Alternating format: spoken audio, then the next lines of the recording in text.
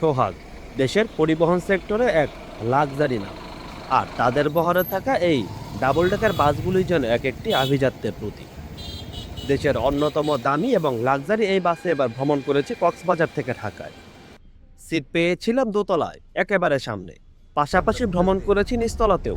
উপভোগ করেছি এই বাসের পথ চলা, অসাধারণ এবং লাক্সারি ফিল দেওয়া ইন্টেরিয়র, মনে হবে আপনি বিমানের মধ্যে আছেন। সিটগুলো মোটামুটি, ভ্রমণ করতে পারবেন এরকমই রিল্যাক্সে। একসাথে লক চাপা রাস্তা, এর মাঝে আবার 1.5 ঘন্টার জ্যাম, সব মিলে 400 কিলোমিটার পথ পাড়ি দিতে আমাদের সময় লেগেছে প্রায় 11 ঘন্টা। এই ভিডিওতে এই পুরো বাসের ভ্রমণ অভিজ্ঞতা আপনাদের জানাবো, পাশাপাশি সোহাগ পরিবহনের কাউন্টার, ভাড়া কত সহ সার্বিক বিষয় দিয়ে তুলে ধরার চেষ্টা করব।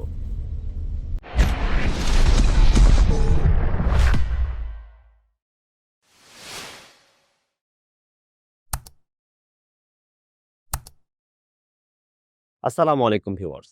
দেশ এবং দেশের বাইরে থেকে যারা আমার এই ভিডিও দেখছেন তাদের সবাইকে আন্তরিক শুভেচ্ছা। অনেক দিন ধরেই আমার কাছে রিকোয়েস্ট আসছিল সোহাগ পরিবহনের বাসে ভ্রমণ করা। সেই হিসাবে এবার আমি বেছে নেই সোহাগের এই ডাবল ডেকার বাসকে কক্সবাজার থেকে ঢাকায় ফেরার জন্য। সুইডিশ জায়ান্ট স্ক্যানিয়ার চেসিসের উপর সোহাগ এই বাসের বডি তৈরি করে ইন্দোনেশিয়া লাকসানা থেকে। লাকসানা SR2 এই মডেলের বডি এটি। এই বাস দেখতে যেরকম সুন্দর, বাহিরে ভেতরটাও কিন্তু অসাধারণ। বলা হয়ে থাকে এই বাস দেশের সবচেয়ে দামি, আর লাক্সারি দিক থেকে তো কথাই নেই। এই বাস যখন রাস্তায় চলে মনে হবে একটা দানব চলছে রাস্তা দিয়ে। নিরাপত্তা নিয়ে খুব একটা শঙ্কা নেই এই বাসের। অসাধারণ ব্রেকিং সিস্টেম, যদিও বিশ্বে ব্রেকিং সিস্টেমের দিক থেকে ভলভোকে সেরা হিসাবে বলা হয়, তবুও এই বাসগুলোর ব্রেকিং সিস্টেম কিন্তু খারাপ না। এয়ার সাসপেনশন আছে, ভাঙাচোরা রাস্তায় খুব একটা সমস্যা হয় না এবং খুব একটা টেরও পাওয়া যায় না। আর সেফটির জন্য এই বাসে সব মিলে 5টি ইমার্জেন্সি এক্সিট আছে। যারা এই বাসে ভ্রমণ করেন নিয়মিত তারা আসলে জানেন এর মজাটা কেমন। এবার বাসের ভেতরটা আপনাদের আমি ঘুরিয়ে দেখাবো। এটা হচ্ছে বাসের ইন্টেরিয়র। শুরুতেই ড্রাইভার কেবিন। এই বাসের সর্বোচ্চ গতি 120, তবে বাস 100-তে লক করে দেয়া। এটা হচ্ছে বাসের নিচতলা। নিচতলার যে কেবিন, শুরুতে দেখতে পাচ্ছেন স্লিপিং বেড। এই বেডের ভাড়া নেওয়া হচ্ছে সম্ভবত 2700 টাকা। সুহাগের ডাবল ডেকার বাসে আপনারা এরকম একটি করে স্লিপিং বেড পাবেন। অনেকে এই বেডে ভ্রমণ করেন কারণ খুবই কমফোর্টেবল এবং খুবই আরামদায়ক একটা ভ্রমণ হয় এখানে। আর সব ধরনের ফ্যাসিলিটি আপনারা এখানে পাবেন। এসির ফ্রেম থেকে শুরু করে পানি রাখার জায়গা, কম্বল, সব ফ্যাসিলিটি এখানে আছে। আর এটা হচ্ছে বাসের নিচতলা। এখানে বিজনেস ক্লাস ফরমেশনে 11টি সিট বসানো আছে 2:1 ফরম্যাটে। সিটগুলো বেশ বড়, বিজনেস ক্লাস হিসাবে ভালোই বড় সিট এগুলো, এবং এই সিটগুলোতে বসেও খুব একটা খারাপ লাগবে না আপনার। প্রতি সিটের সাথে আপনারা এরকম কম্বল পাবেন, আর এখানে নেক পিলো আছে। আগের ভিডিওতে আমি বলেছি, এবারে বলছি যে নেক পিলো যদি এই র্যাক্সিনের কাপড় পরিবর্তন করে মখমলের কাপড় দেওয়া হয় বা একটু নরম ফোম দেওয়া হয়, সেক্ষেত্রে আমার মনে হয় ঘাড় রাখতে বেশ সুবিধা হবে এবং আরাম পাওয়া যাবে। এছাড়া এই সিটে সব ধরনের ফ্যাসিলিটি কিন্তু আপনারা এই সিটের সাথে পাবেন। লেগ রেস্ট উঠান থেকে শুরু করে সিট পেছনে ফোল্ডিং করা সবকিছু সুইচের সাহায্যে, এবং বলা যায় পুরোপুরি ডিজিটাল সিট। আবার সামনে দেখতে পাচ্ছেন টিভি আছে, পাশাপাশি এখানে সাউন্ড বক্স আছে। বলা যায় যে একটা লাক্সারি সেগমেন্টের বাসে যত ধরনের ফ্যাসিলিটি থাকা দরকার সবকিছু আপনারা সোহাগের এই বাসে পাবেন।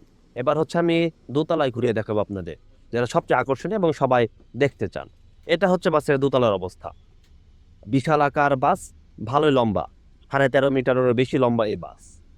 এটা হচ্ছে দোতলার অবস্থা, দেখতে পাচ্ছেন খুবই লাক্সারি এবং গর্জিয়াস একটা বাস, এবং লাইটিংয়ে কিন্তু খুব সুন্দর। আগে যখন নতুন আসছিল তখন আরো অনেক লাল নীল আরো অনেক ধরনের লাইট ছিল, যেটা হয়তো এখন নষ্ট হয়ে গেছে বা এই বাসে এখন জ্বালানো হয়নি। তো বিশেষ করে দোতলায় ওঠার পর আপনার মনে হবে আপনি কোনো বিমানের মধ্যে আছেন, এরকম একটা ফিল হবে, এবং খুবই লাক্সারি একটা ফিল আপনার হবে, যেটা আমারও হয়েছে এই বাসে ওঠার পর, অর্থাৎ এই বাসে দোতলায় ওঠার পর।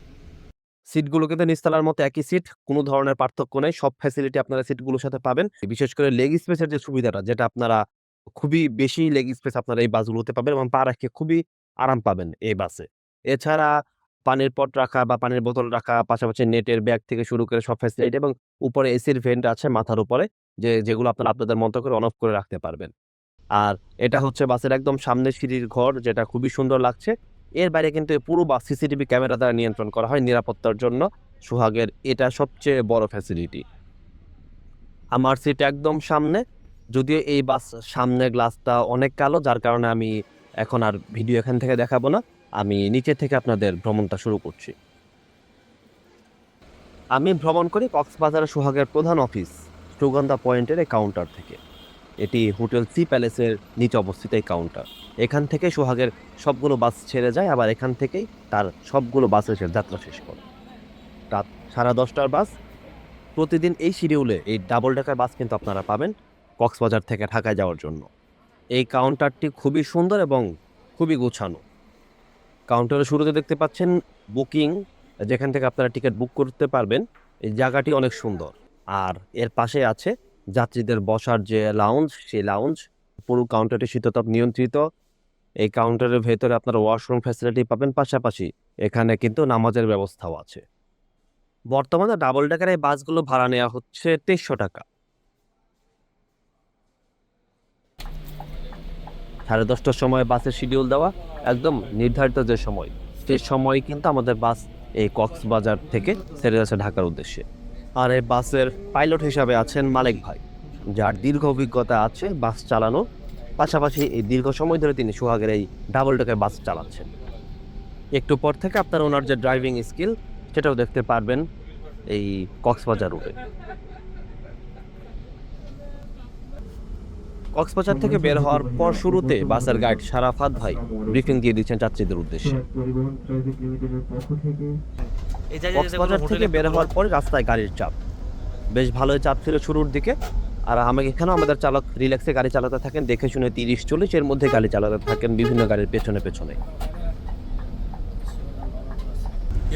এরপরে কিন্তু রাস্তা ফাঁকা পেয়ে যাই আমরা।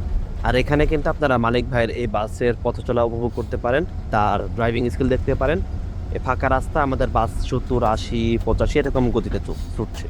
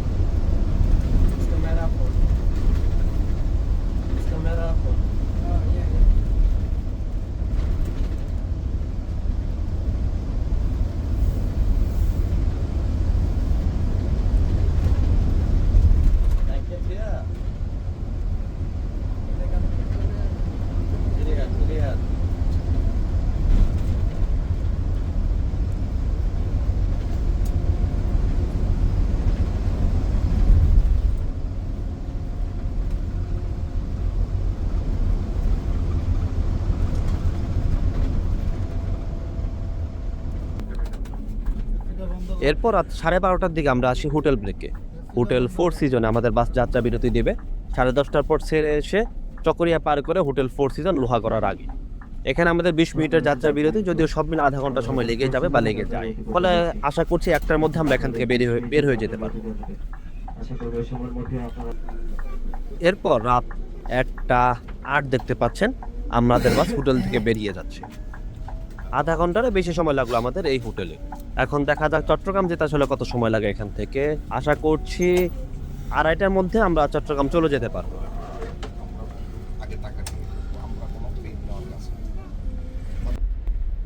এবার উপরতলা থেকে ভ্রমণ অভিজ্ঞতা জানাবো, অর্থাৎ বাসের উপরের যে কেবিন নয়েজ বা ইন্টেরিয়রের অবস্থা কেমন সেটা জানাবো। আপনারা সামনে দেখতে পাচ্ছেন কিছুই দেখা যায় না, কারণ এই বাসের সামনে কিন্তু একদমই কালো একটা স্টিকার মারা, যার কারণে গ্রিন লাইনে যেরকম ক্লিয়ার দেখা যায় এই বাসে তেমনটা দেখা যায় না।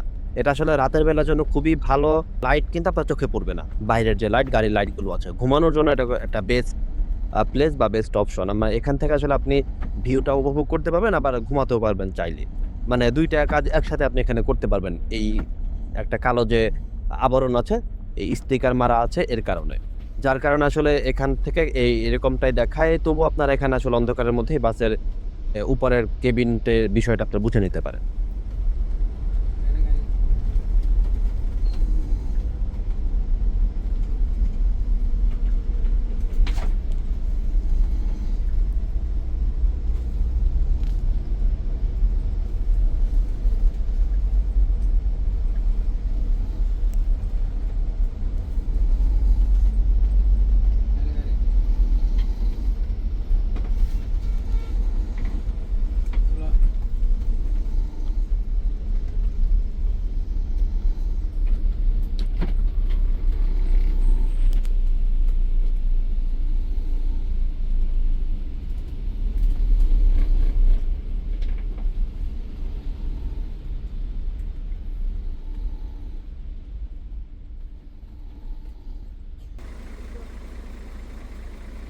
এরপর রাত ৩টার দিকে আমরা চলে আসি চট্টগ্রামের দামপাড়াতে। মনে করেছিলাম আড়াইটার মধ্যে হয়তো চলে আসতে পারবে, কিন্তু আমাদের সময় একটু বেশি লেগে গেল। এটা হচ্ছে সোহাগের দামপাড়া কাউন্টার। এখানে বিশাল একটা এরিয়া নিয়ে সোহাগের নিজস্ব কাউন্টার, এটা জায়গা। এখানে আরেকটা পেস্ট্রি দেখতে পাচ্ছেন, এটি সম্ভবত সকালে ছেড়ে যাবে এই চট্টগ্রাম থেকে। এখন এখান থেকে দেখা যাক, যেহেতু ৩টা বাজে, আশা করছি ৮টার মধ্যে আমরা ঢাকায় চলে যেতে পারবো। রাত ৩টার পর চট্টগ্রাম থেকে বের হওয়ার পর রাস্তা ভালোই ফাঁকা পাওয়া যায়। ঢাকা চট্টগ্রাম মহাসড়কের ৪ লেনের সড়ক, এখানে ওঠার পরেই পাওয়া যায় ইম্পেরিয়াল স্লিপার বাস। নতুন বাস, এটি বেশ দৌড়াচ্ছিল। আর আমাদের চালক মালেক ভাই কিন্তু কম না, তিনিও তার এই গাড়ি নিয়ে বেশ ছুটছিলেন ইম্পেরিয়ালের পিছনে। একটা পর্যায়ে কিন্তু এই বাস আমাদের রুটি খেয়ে যায়, আর এই বাস ১০০তে লক করা, যার কারণে ১০০-র উপরে উঠতেও পারবে না চাইলেও।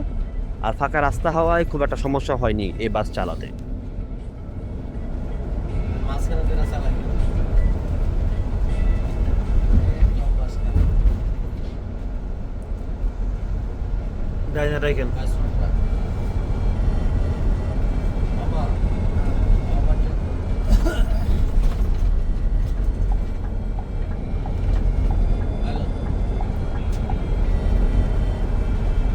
বানাজার ক্লিয়ার আছে।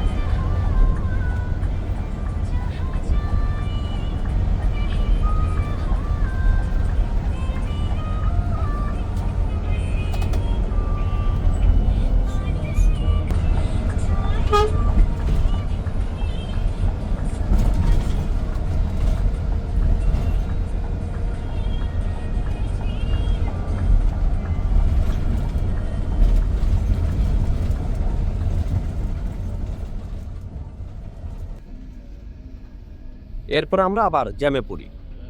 সামনে একটি অ্যাক্সিডেন্ট হয়েছে, দুর্ঘটনা ঘটেছে। কাঠের ট্রাকের দেখতে পাচ্ছেন দুর্ঘটনা। এই দুর্ঘটনার কারণে আমাদের জ্যাম। এখানেও প্রায় ১৫-২০ মিনিটের মতো সময় লাগে আমাদের। জ্যাম শেষ হওয়ার পর এখানে আমাদের চালক ভালোই ছুটাচ্ছেন এই বাস। ১০০তে কাটা ঠেকিয়ে আমাদের এই বাস চলছে স্ক্যানিয়ার। এই ডাবল ডেকার বাসের পথ চলা আপনারা এখানে উপভোগ করতে পারেন।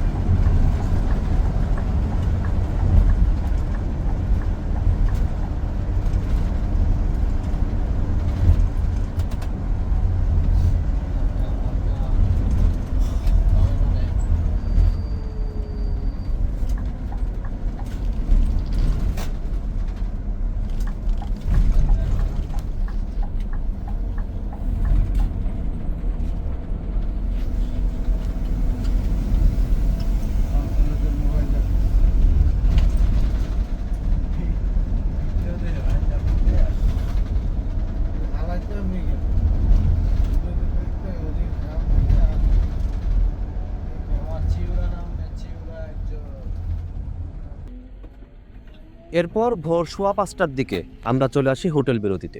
হোটেল হাইওয়ে ইন, এখানে সোহাগের এই বাস যাত্রা বিরতি দেবে। চট্টগ্রাম থেকে 3টার পর আমাদের বাস বের হয়, আর কুমিল্লার 14 গ্রাম পার হয়ে এই হোটেলের অবস্থান। 2 ঘন্টা সময় লাগলো আমাদের এ পর্যন্ত আসতে। এই হোটেল বিরতির শেষে 5:15 বাজে, 5:30টার পর যদি আমাদের বাস বের হয়, আশা করছি 8টার মধ্যে ঢাকার জ্যাম কাটিয়ে 8টার মধ্যে আমরা চলে যেতে পারবো মালিবাগ। হোটেল বিরতি শেষে এবার দোতলা থেকে আপনাদের এই বাসের ভ্রমণটা দেখাবো। ওই সময় রাতের বেলা দেখিয়েছিলাম দোতলা থেকে, হয়তো অনেকেই বুঝতে পারেননি। দিনের বেলা এখন এই রাস্তার সৌন্দর্য উপভোগ করতে করতে আপনারা এই দোতলার থেকেও আপনারা এই বাসের ভ্রমণটা উপভোগ করতে পারেন। আগেই বলেছিলাম যে সামনের গ্লাসটি কিন্তু কালো স্টিকার দিয়ে দেয়া, আপনারা তখন জানেন বা বুঝেছেনও। যারা এই বাসে ভ্রমণ করেছেন তারা ভালো জানেন। পাশাপাশি কিন্তু আপনারা সামনে একটি পর্দাও পাবেন, যে আমার পাশের যিনি যাত্রী আছেন তিনি কিন্তু এটি নামিয়ে রেখেছেন বা টেনে দিয়েছেন। এটা আসলে একটা বড় রক্ষা কবচ, লাইট থেকে বাঁচার জন্য বা রোদ থেকে বাঁচার জন্য। এটা দুই পাশে আছে, এই যে দুই পাশেই এই ফ্যাসিলিটি আছে, এবং চাইলে পরে আপনারা এটি ব্যবহার করতে পারেন, এবং এই ক্ষেত্রে কিন্তু আপনার ভ্রমণটাও ভালো হবে।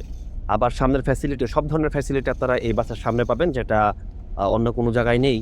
পানির বোতল রাখা থেকে শুরু করে সব কিছু, ওভারঅল সব ফ্যাসিলিটি এবং লাক্সারি সেগমেন্টের যা ফ্যাসিলিটি সেটা এই বাসে আপনারা পাবেন।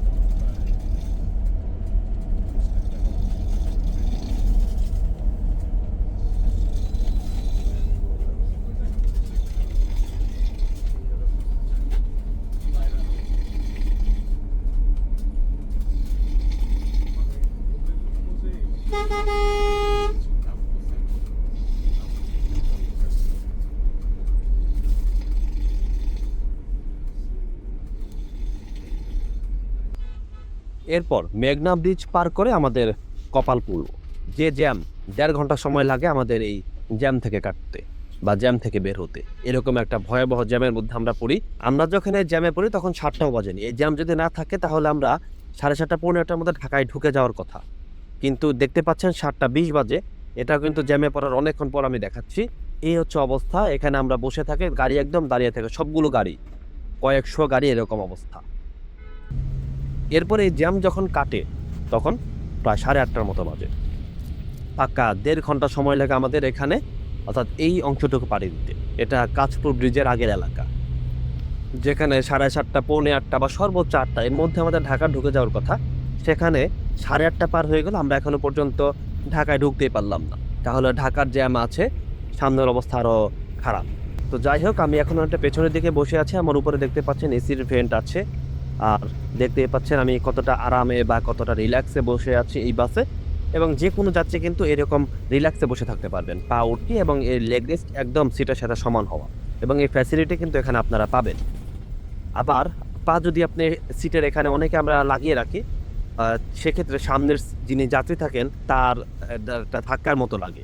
এখানেও কিন্তু একটি ব্যারিয়ার আছে, আপনি এখানে পা রাখতে পারবেন খুব সহজেই, সেক্ষেত্রে সামনের সিটের বা সামনের সিটের যাত্রীর কোনো সমস্যাই হবে না। আর হিউজ পরিমাণে লেগ স্পেস তো আছেই সবগুলো সিটের সাথে, এবং সব ধরনের ফ্যাসিলিটি আপনারা এই বাসে পাবেন। এখন পর্যন্ত ভ্রমণ করলাম, খুবই ভালো একটা অভিজ্ঞতা হলো। অনেকটা ধরেন যে বিমানের মতো ফিল, বিশেষ করে বাসের ভেতরটা খুবই সুন্দর। যদি রাস্তাটা স্মুথ থাকে সেক্ষেত্রে খুবই লাক্সারি এবং কমফোর্ট একটা ভ্রমণ আপনারা এই বাসে উপভোগ করতে পারবেন। আর বাসের গতির কথা কি বলবো, যে যখনই সুযোগ পেয়েছেন চালক কিন্তু একদম 100 টেনেছেন, 90-100 এরকমভাবে। আর এই বাস 100তে লক করা, তার সর্বোচ্চ যে সদ্ব্যবহার সেটি কিন্তু আমাদের চালক করেছেন। একদম শেষ বেলায় ভালো একটা ভ্রমণ অভিজ্ঞতার পাশাপাশি বাসের চালককে দেখাচ্ছি যিনি দীর্ঘ সময় দীর্ঘ পথ আমাদের নিয়ে আসলেন কক্সবাজার থেকে ঢাকার, পাশাপাশি গাইড হিসাবে ছিলেন গাইড সাহেব এবং বাসের চালকের সহকারী। সবাই বেশ ভালো এবং আন্তরিক, এবং যাত্রীদের সাথেও আমি দেখেছি যখন যাত্রী ডেকেছে তখনই তারা সাড়া দিয়েছেন। বিশেষ করে গাইড সাহেব সাড়া দিয়েছেন এবং হোটেল ব্রেকও কিন্তু পর্যাপ্ত পরিমাণে দেয়া হয়েছে। তো আমি যখন আসলে ঢাকা শহরের মধ্যে ঢুকি বা মালিবাগে হচ্ছে আমাদের বাসের একদম শেষ স্টপেজ, মালিবাগে সোহাগের প্রধান অফিস। এখানে যখন আসি তখন দেখতে পাচ্ছেন ঘড়িতে বাজে প্রায় 9:30টার কাছাকাছি বা 9:15 বলতে পারি। তো সব মিলে প্রায় 11 ঘন্টার মতো সময় লাগলো আমাদের যানজট মিলিয়ে। যদি যানজট না থাকতো সেক্ষেত্রে আরো অনেক আগেই আমি ঢাকা চলে আসতে পারতাম। আরো কমপক্ষে 1.5 থেকে পৌনে 2 ঘন্টা আগে ঢাকা চলে আসতে পারতাম। ভালো থাকবেন, সুস্থ থাকবেন। ধন্যবাদ সবাইকে।